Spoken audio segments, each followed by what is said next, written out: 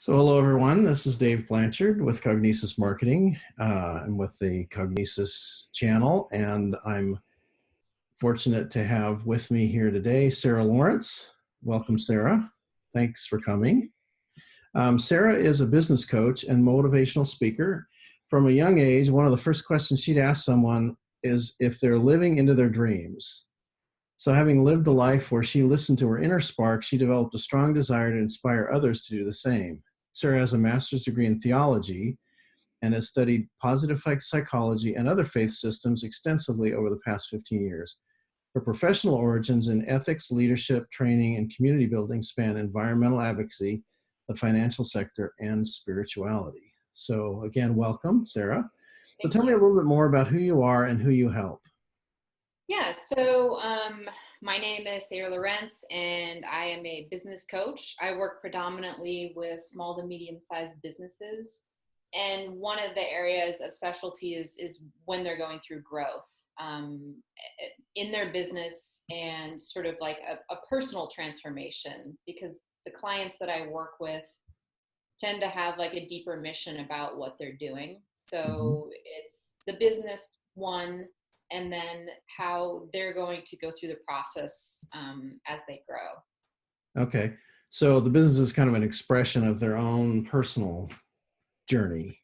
Yeah, it's usually that they've decided they wanted to start their own business because they felt a calling to it, or, they wanted to leave some sort of mark. Of course, they want to make money as well, but there's the underlying piece for them is that they're trying to do something in the world that's a bit more expansive. Kind of a deeper motivation than just the money. They want to make a difference in the world in some fashion. Yeah, exactly. Cool. Okay. So what are some of the symptoms that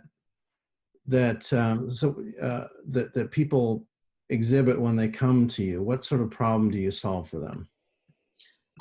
Well, so this is a common phrase that I use that a lot of my clients are going through. I help them with the fear, fog, and fatigue Mm-hmm. of growing their business or starting their business, simply because there's just a lot of overwhelm that happens. And as you know, as a business owner, you go through these growth phases and you really just don't know what's happening. It's a whole new world. And so then there's these elements of fear, like the fear of failure, or however deep you want to go into that. And there's also overwhelm, just not even knowing where to start or where to focus the attention, because there's entrepreneurs wear so many different hats. Mm-hmm.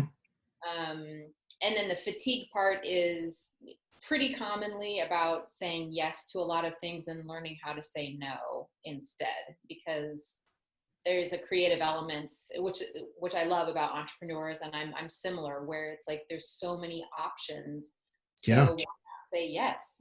Yeah. Yeah. Life is full of opportunities and lots of different hats, and it's a matter of helping them learn what to focus on, what to say yes to, what to say no to. Exactly. Yes. That's very cool. Yeah. So can you describe some of the challenges that business owners have when they come to you? Maybe go a little bit deeper into what you're just saying, maybe an example or two. Yeah. So I'll hit on the fatigue part, because I think there's two parts to the fatigue, which is getting into this like complete state of exhaustion, and the client not really taking care of themselves. Hmm. So I've had a number of clients that have talked about this, but one in particular that I'm thinking of, she's a lawyer, and she basically learned as a lawyer to work a lot of hours, work very hard, Mm-hmm. and there was no real time to think about her life, but just, keep it going. And so in many respects, that's how she was trained. So when she started her business, she began to go that same avenue where Mm-hmm. I'm going to just push, push, push, push. I'm going to get all these clients coming in, but she's the only person in her business. And while her business is doing well, she was finding that she was saying yes to a lot of things and not stepping back and taking care of herself. The ramification of that for her is that she she when we first started working together, she was like, I have this pattern of I'll go really hard for, a few weeks to a month to maybe 2 months, but then I will literally hit this wall where for 3 weeks I'm trying to get back on track. So she Mhm. goes through this severe fatigue where, when you own your own business, it's like day to day to day to day, like you can't Never really stops. stop it. Yeah. Yeah. And so she was like, I really need help with that. And so there were two elements to that, going back to that whole saying no, learning to say no. But I think it's a deeper form of self-care and integrity for yourself. Hmm. So if you're saying yes to people constantly, you're not really taking care of yourself. And so we had to establish boundaries within her business of when is her time where she can just rest and recover. It started off with very small things, like just 15 minutes out of her day to go for a walk to take a break so Mm. that she can get some clarity. And then eventually we moved into, okay, let's try taking one day off a week. And so she's been consistently taking one day off a week and noticing this explosion of ideas, like she's energized and she's Mm. feeling rested. So that's an example of, when you have a level of integrity for yourself, you're not just trying to be the person to say yes and um, be the good person for everybody else. You're also doing it for yourself. And so I think that's where the spiritual element comes in, Mm. Hmm. is going internal and figuring out what is best for you, because that's going to have ramifications for your business, hands down. Sure, absolutely. If you're not taking care of yourself, you can't really take care of anyone else or their Yeah, business. Yeah. yeah. So what are some of the common mistakes that people make, business owners make when they try to deal on their own with this, with the fear and the fog and the fatigue? hmm Um, I think mostly they just try to do it all at once, Uh-huh. and things just really can't operate in that way. And so, really, ideally, what you want to focus on is what's bringing in revenue. If one thing is not bringing in revenue, and you're doing all these other side things, that's when you want to start to question where you're going. Mm. Uh, Another thing that I find with small business owners is they tend to be visionaries. They tend to be people who are, they want to share their mission. They want to bring value to life, and they're excited. They're excited about all the opportunities, but the back end of their business suffers because of Mm. that.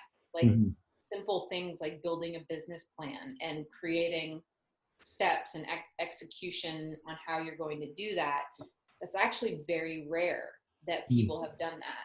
Mhm. So, bringing it back down to the building blocks, bringing a visionary to say, okay, so how are we going to develop the building blocks, and kind of do it backwards. You work backwards. Mhm. Uh, yeah. Okay, cool. So, if there's one tip or piece of advice you could give someone in that situation that they could take action on just today to kind of alleviate the situation a little bit, what would that be? Um, in terms of the example that I just shared, or just in general? Well, whichever comes to mind most easiest. If I don't want to restrict you to the example you just shared, if there's a, Okay. but if that's natural, go ahead, go for it. Yeah. Well, I guess, a takeaway is it comes down to the self-care piece. Hmm. It seems like it's a contradiction, or it seems like it's going to slow you down, but really taking the time to set goals and to set certain time blocks in your calendar for your personal time, but then organizing your life is really key to the longevity of a business. Hmm. It really is the long game, and learning to develop these tiny little habits each day or each week, and then monitoring them, like making sure, is this okay? Is this actually working for me? Does this make me feel good? Like, am I investing my time right? So Hmm. I think that the takeaway would be to really begin to question why you're doing things in your business the way you are, and are they serving you? Okay. And one of the easiest ways for people to do that is to ask themselves, like, yeah, either is it bringing in revenue, but then also, how is this making me feel? Is this going to move me in the direction that I actually want to go? So you might make a list of the things you've done in the last day or last week, and kind of ask yourself, is this bringing in revenue? Is this bringing me joy? Is this, and kind of rate those things, and prioritize the ones that are, the answers are yes, something like that. No, exactly. And the lawyer that I was talking about, when she had that break, it was her second day off from in the second week, and she just had this explosion of ideas around her business, and she did exactly that. She wrote down all of the things that she wanted to do, and then she asked herself, so can I actually accomplish all of this? Because yeah, the reality is you probably don't have enough time in the day. So yeah, what matters most? Yeah. Yeah. And then I also like that idea of just taking a 15-minute break somewhere in the day to get that clarity, to take a walk. That's something that's really simple to do, and will begin to open up that window for people. So that's really cool. I like that. So is there any free resource you can direct people to for further help with the problem if they want to go a little bit deeper? I actually, as a coach, I follow this woman who she provides a lot of free resources as a coach, but it's very helpful for people in general. Her name is Emma Louise. Okay. And she talks about like 4 coaches, but then she also talks about 4 clients. And I think that if anybody were to wonder like how they could organize themselves and they're not working with a coach, I think that's an excellent resource. Okay, cool. So we'll put a link. You'll give me a link. We'll put that under your video so people can access that. So, yeah. Well, thank you so much for spending the time. This has been really informative, and I really appreciate you. Thanks. Thank you.